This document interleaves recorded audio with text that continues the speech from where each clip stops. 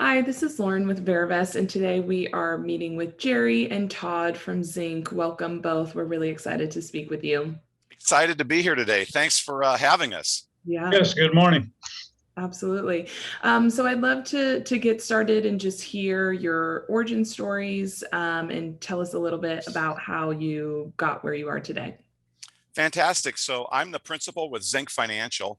We're a private money lender in the fix and flip space. We loan money to investors who buy distressed properties in good neighborhoods, good geographical regions, with the intention of rehabbing them and then reselling them on the open market. How I got started is my undergraduate work and graduate work was in construction management out of Fresno State.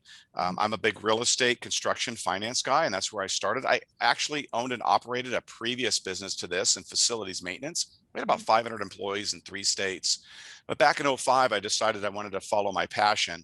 I made a distinct decision that life is short and I want to do what I want to do. And so I started Zinc at that time. We've now done nearly $1 billion of lending, very few nominal losses. Our coupon rates are 8 to 10%. I love this business. It's truly my passion. I'm a contractor, I'm a broker, and also a lender. And I really enjoy taking distressed properties out there in the world and helping people get distressed properties with the intention of rehabbing them, improving neighborhoods, improving first-time homeowner experience, and all while making a small profit. So that's how I got started. I love this business, very passionate about it, and I'm very proud of it. Thank you. Yeah, absolutely. And Jerry, please, I'd love to hear too how you got started. Okay, thank you. Started out back in the late 80s as a stockbroker, back in the stock jockey days. Moved into wholesaling, did about 12 years worth of financial planning in Florida and with a lot of high net worth clients. Started wholesaling and raising capital in the late 90s and raised over $1.5 billion to date, and specialized in working with real estate related private placement offerings and so forth. And Todd, I like his passion. It's one of the reasons I came out from Florida to help them raise capital for their income fund, and glad to be part of the team. Love his passion. Great group of people to work with. Yeah, you can definitely feel Todd's passion. It's there. I would move across the country for it too, definitely. I really do like what I'm doing. I'm very lucky. Yeah. I get to do what I want to do, which is take properties or help people take properties and improve those properties. It improves. It's a win-win-win. The investor wins. They make a few bucks. The buyer wins. They get a first-time homeowner experience. We win. We're the lender. The community wins. It's really truly a neat experience for what we do and what we specialize in. Yeah, that's great. That's great to hear. So explain to me a little bit on how you source deal flow, and tell me what your acquisition strategy is. That's a great question. Thank you. So we've focus on SFRs in good urban settings. We don't do rural, we don't do horse ranches, we don't do remote properties in the middle of the desert. We focus our acquisition with our borrowers on properties that are in good geographical regions, typically near a Starbucks, typically near McDonald's. I call it my curbs and gutters theory. If it has a curb and it has a gutter, there's a school nearby or a shopping center nearby, then that's the type of acquisition that we want to make or that we want our borrowers to make. These are properties that are in distressed condition, fire, water, probate, REO, dated, any problems. They're in every real estate cycle. And so once we find this property, or the borrower finds this property that's in a good setting, a good neighborhood, but it's very dated, it doesn't meet conventional standards for exit strategy financing, we loan the money to that borrower who buys it at a reduced price with the intent of rehabbing that up to conventional standards and updating the property and then reselling it on the open market. But our acquisition strategy specifically is only SFRs in good neighborhoods, in good communities, Bay Area, Southern California, Orange County, Arizona, Texas, that have all the upside of improving that within the neighborhood. So we're very specific on the type of properties we lend on, and we're very specific on the borrowers we lend on. Our borrowers are good credit. They have good liquidity. They have good jobs. They just need the speed and reliability of a quick funded loan in order to acquire that distressed property that's otherwise in a great neighborhood that can be improved and then resold on the open market. Yeah. Absolutely. And so Todd, you briefly mentioned kind of the markets that you operate in, but I'd love for you to elaborate a little bit more on why you select those key markets.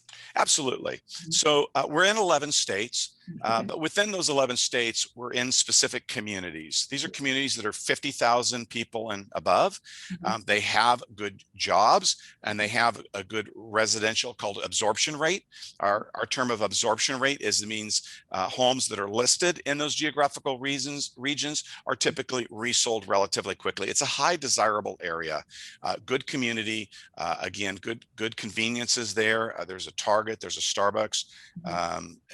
So that's how we select that area for which we want to lend. Yeah, absolutely. And tell me your investment philosophy. How do you determine whether a deal is worth doing? Great question. Our investment philosophy is very, very strict.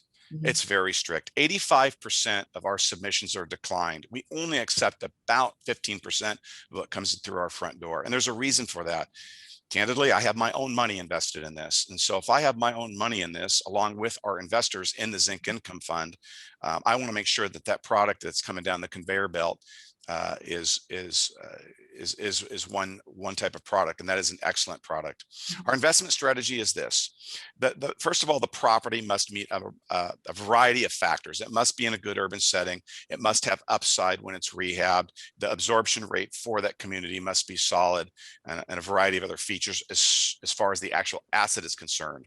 But we go farther. We're not a subprime, non-prime lender. Our borrowers must have decent credit.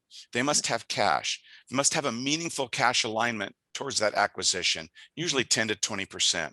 And so we have a lot of portfolio analytics that we track, that when that borrower has good credit, when that borrower has good liquidity, when that borrower has a good job, and they have a meaningful cash alignment of interest to that transaction and alignment with us, the outcome is usually successful. We have less than a 3% default rate and less than a 1 or 2% take back on a loan. And even those are typically within some other calamity within the borrower's life, not typically transaction oriented, divorce, job loss, or something like that.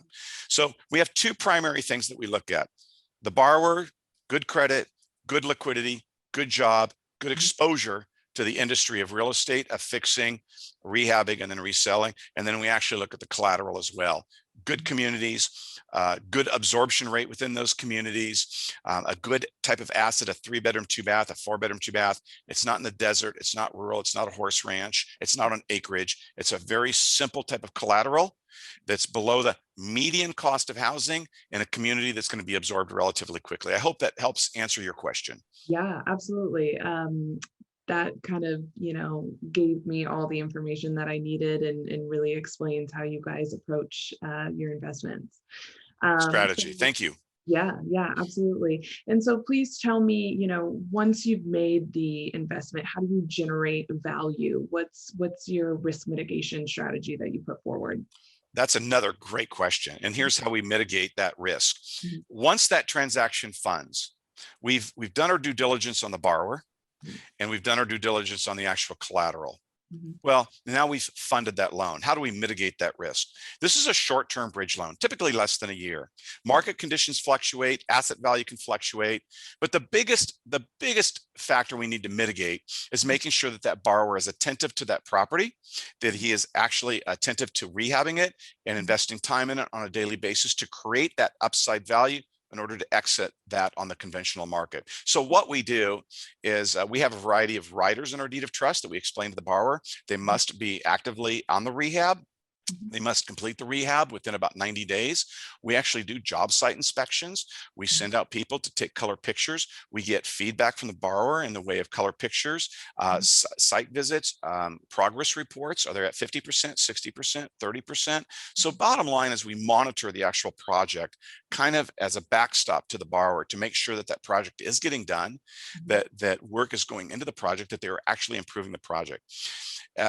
Within a few months, if we don't see progress, we start to take corrective action measures to mitigate that risk. And if necessary, we'll do a foreclosure, which again is extremely rare. But the best thing we do is that loan has now funded. We need to monitor that project and we need to monitor that borrower. We do this every 30 days by way of color pictures and site inspections to make sure that the outcome the outcome is going to be both successful for the borrower as well as us. And so by being proactive on the front end of that loan and monitoring those risks, we usually find that the outcome is very successful. Yeah, absolutely. Your stats prove that for sure. And yeah, I love how thorough you guys are Very thorough. throughout the process project. We are very thorough on the process. And again, that's a result of my money and my family's money being invested in the very space that my investors choose. So Yep. I have an alignment with my investors. If Yep. this fails, I fail with them. So I Right. think that's an important distinction of this fund. An important distinction of Zinc is that I'm right there with my investors on this lending platform. Yeah, that's great to hear. Absolutely. And so lastly, please tell me a little bit about the key players that are involved that allow you to execute your acquisition and asset management strategy. So we have a lot of key players. Yeah. This is great. We have an in-house CFO, in-house CPA that has a forensic auditing background. So we're very, very tight on the numbers. We're audited by outside third parties on every 90-day basis by an outside firm that's our partner, CohnReznick. Verivest is involved with us, monitoring the software and the onboarding of our investors. We have Jerry who's with us, who has a deep understanding of capital markets and the fund management. We have an in-house control fund department. We have an in-house servicing manager that has over 20 years experience in title, escrow, as well as monitoring service. So we have a servicing department full-time in-house. We have a control fund department full-time in-house. We have Jerry with our capital structure, capital management, full-time in-house. We have our own full-time CPA, forensic auditing in-house, and we have a full-time staff accountant in-house. So we handle everything here, cradle to grave here at Zinc, from inception to exit strategy. It's all handled in-house, but it goes farther than that. We have a variety of outside vendors that also audit us, manage us, and watch over us to make sure that there's no improprieties here at Zinc. Auditing firms of CohnReznick, state agencies by the Department of Business Oversight. They monitor our trust accounts every 90 days. We have also our CPA firm of Deloitte, one of the top 5 that also manages as well. So not only do we have a lot of controls and features inside, we also have a variety of external partners that also help us to make sure that this ship is fully sustainable in the event of even something happens to me, that the ship can still continue to manage and provide value for our investors and those that are invested in the Zinc Income Fund. Yes, absolutely. Jerry, did you have a point as well too that you wanted to mention? Well, actually, I was just going to say, I've been here for a while now, and the passion runs, it runs from Todd through the entire company. You can see it in everyone else. I mean, a lot of people work late hours, and it's not that they have to, it's just, they want to get this fund really going well and keep growing, the firm. And I think it's a definite unique asset class, the way they're mixing the lending. It's not your typical, buy some nice multifamily property or some nice office buildings and then manage them 5 or 7 years and then return the money to the investor. It's a lot shorter term.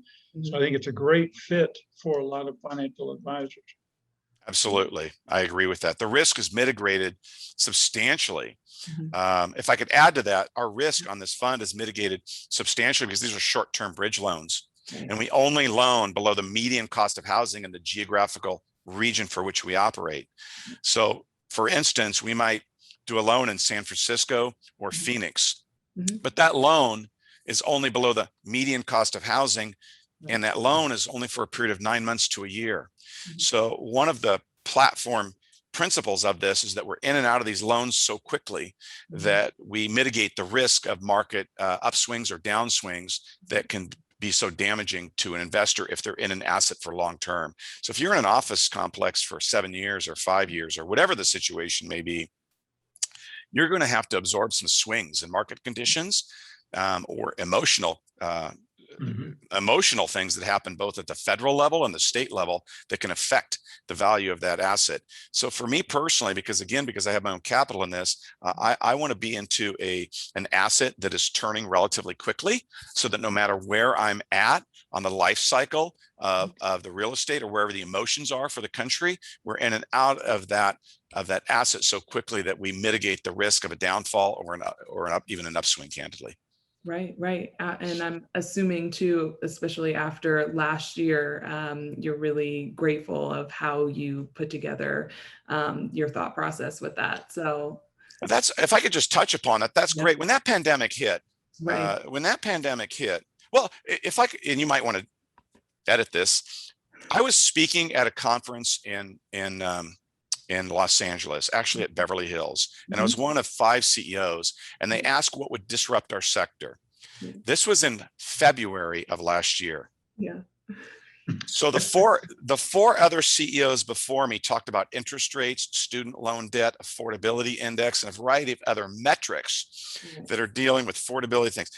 My response, which they chuckled at, which turned out to be true, is I said, I really only see um, a disruption in our industry in one of 3 things. I thought it would be an assassination on a political figure, Mhm. which I thought might happen with Trump, or an attempted assassination. I Right. thought that the second most viable aspect would be a terror attack on US soil. And I Mhm. thought the third would be some type of biological disease or some type of biological gas that might be released on mustard that would affect Americans and how we operate and live and work together. Those were Yeah. the 3 things. There was chuckling. There was 400 people. There was chuckling. But the CEO of one of my competitors came up and said, boy, you did not mention interest rates. You did not mention student loans. You did not mention national debt. You Yeah. mentioned political assassination or attempt, a Mhm. terror attack, or some type of biological thing. Well, that Mhm. was 3 weeks after that the pandemic hit with the biological disease. But the Right. fact of the matter is this: the reason I spoke on that at Beverly Hills and Mhm. those 3 things is that I feel that we're the best a type of fund to be insulated from those things because we're in and out of these loans so quickly. Mhm. So during the pandemic, believe it or not, we weren't sure where single family residential houses were going to go from a collateral protection standpoint on valuation. But I Mhm. do know this: we're in and out of these loans every 9 to 12 months. Right. And these borrowers have 10 to 20% down. Mhm. So we're relatively insulated from large fluctuations in the marketplace by requiring a cash alignment from our borrowers, being into housing that's below the median cost, and Yeah. being in and out of that asset class so quickly. So in the event of a calamity, which is what I spoke on at that conference in Beverly Hills, Mhm. we are the most insulated. I'm not in a retail shopping center for 10 years. I'm Mhm. not in a mall. I'm Mhm. not in an office complex that we've got to hold for 7 years and try to create value add and then try to exit that. My value add is completed in less than 90 days. We've created that value and we've exited that. And so that's the best way I can say that we mitigate that risk for Mhm. our portfolio and for our investors in the Zinc Income Fund. And Right. so even when the pandemic hit, there was somewhat a little bit of relief going, hey, we're okay, we're stable. And by the way, I'd like to mention this: we only had 1 default during that whole entire period. One Mhm. default. Because at the end of the day, there's still a demand for housing. There's Mhm. still a demand for this type of asset, even in swings that where the outcome is unknown. So I hope Yeah. that helps a little bit. Yeah, absolutely. That was great to hear. I'd love to hear your experience from last year as well too. But I just want to thank you both. It was really great to hear more about Zinc and to be able to, speak with you today. And we really look forward to working together. Hey, thanks for having us both on, and Yeah. thank you for Jerry too being such an important part of our team here. And it was a great time today. Thanks for having us. Yeah, absolutely. Thank you, Todd, and thank you, Jerry. It's been great. You want? Good Perfect. week. Bye now.